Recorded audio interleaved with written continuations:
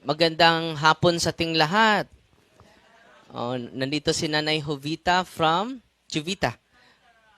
Alcantara, Cebu, 97 years old, no?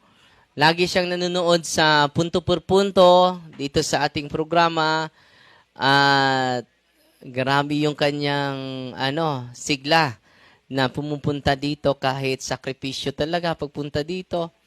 And then, salamat nanay sa pagbisita. Ipagdasal niyo po kami, panalangin niyo po kami sa ministry na iniwan ni Kristo sa ating simbahan. Amen? So ngayon, magsimula na tayo. Tatawagin yung mga pangalan ninyo. Huwag lang kayong magmadali dahil sakripisyo po. Nagsakripisyo si Kristo, si Nanay Nanay Jovita, 97 years old, nagdadala ng oxygen, nagsasakripisyo. Kayo walang oxygen. Si Nanay ang mas doble yung sakripisyo ni Lula. Kayo walang oxygen, no? Si Lula may oxygen. Doble yung sakripisyo. Mas mauna pa ito sa langit sa atin, no? Tayo ay, walang oxygen. Sana may oxygen na tayo. Simba ko, kapatid. The more suffering, the more blessing po. Sana don't waste your pain. Ito lang yung punto ko, don't waste your pain, don't waste your suffering. Offer it to the Lord. Amen? Happiness ka na niya, Gid. Hi! Hi, na. Kuaya oxygen. Hello. 97 years old pag February 15. Baka mahadlok sa nisingget. Wala siya kabati siguro. Ikaw ra jud giwat niya, Father.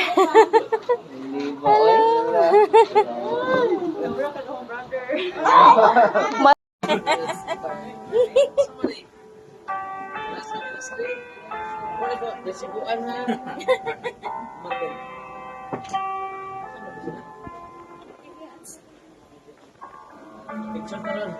Alamatong doon po. Time bigyan ako nakita ang motor. Lola, kita. Parisibo iya. Ay. Di ko alam na.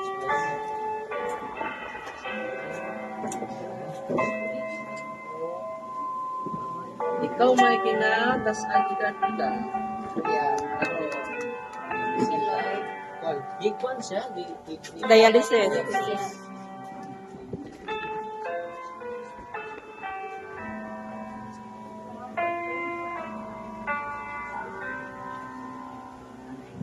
Lola, Jovita, feel her with your presence, Lord.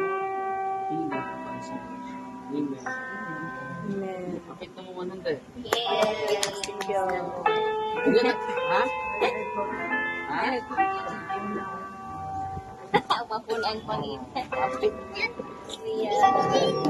Picture na niya ha, hindi pa ko i-goso. Sige, Father. Thank you, Father.